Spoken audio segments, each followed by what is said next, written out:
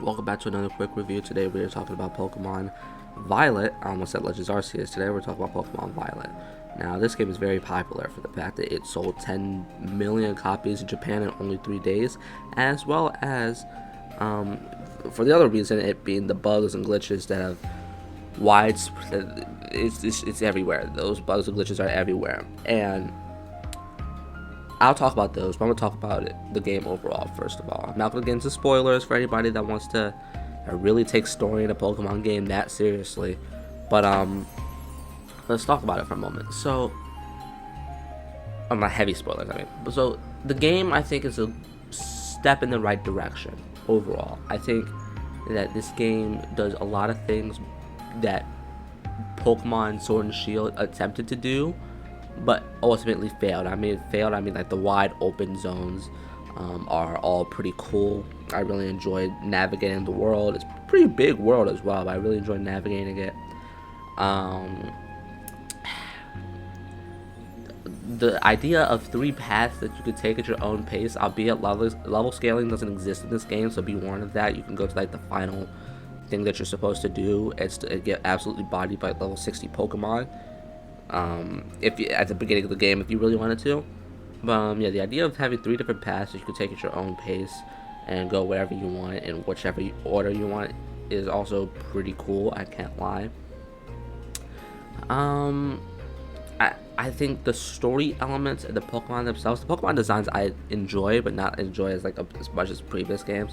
The story elements themselves is like, in terms of like, the 3 paths being Path of Legends, Victory Road, and Starfall Street. Path of Legends is fighting these giant Pokemon for reasons I can't get into. Victory Road is a classic 8 gym battle, gym badges into the Pokemon League kind of thing. And Starfall Street is essentially taking on the main bad guys of the game. Be quiet, dog! And so basically those games, those 3 separate paths, all really good. They're all pretty good.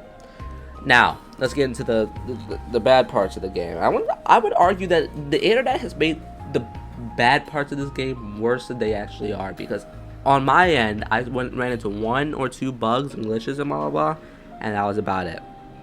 Like, yeah, you run into like maybe performance issues, frame drops, blah blah blah, but overall I think it was a fine experience. And the thing about these, because it's been so mainstream, so many people are holding off of buying the game. Like, I had a conversation with a friend the other day, and I'm pretty sure I'm gonna have this conversation again. They're holding off on getting the game. A couple of people are holding off on getting the game because they want the bugs to be fixed. I'm gonna tell you now, those bugs, knowing Game Freak and the Pokemon Company, are not getting fixed anytime sooner. They're not. They're just not. They couldn't be bothered to finish the game to finish up the game in the first place. They're not. Those bugs aren't getting fixed. I hate to tell you. The one thing I will say about like the frame rate, the graphic quality, and all that is that it definitely should look better. Like, I hate to compare, but you look at games like Breath of the Wild and Xenoblade Chronicles 3, and those games, for first-party games, both released earlier, both run better and look better than this game. Albeit, Breath of the Wild has some spots that are very interesting. I'm not going to comment on Xenoblade 2. I'll say Xenoblade 1 looks amazing as well, but Xenoblade 3 specifically looks also pretty good. It definitely has, that's another game that has its performance dips, but not as much as Breath of the Wild or Violet. But they both run better and look better than this game. Even some games that were made for Nintendo Switch but are third-party games. So I'm thinking Bayonetta 3, for the most part. I haven't seen the entirety of that game. I'm kind of going to avoid spoilers for that game.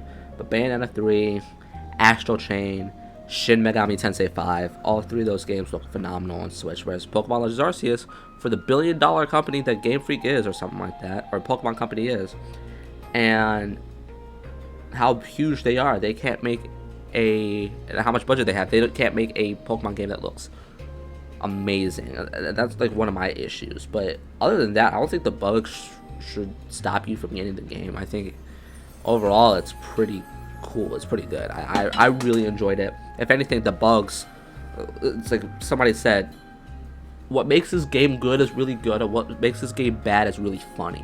The bugs are hilarious, and so that's why I say Just shoot on it. Just get the game. It's a lot of fun. It's the best Pokemon has been in a while. Thanks for watching this quick review. I shall see you next time. Goodbye.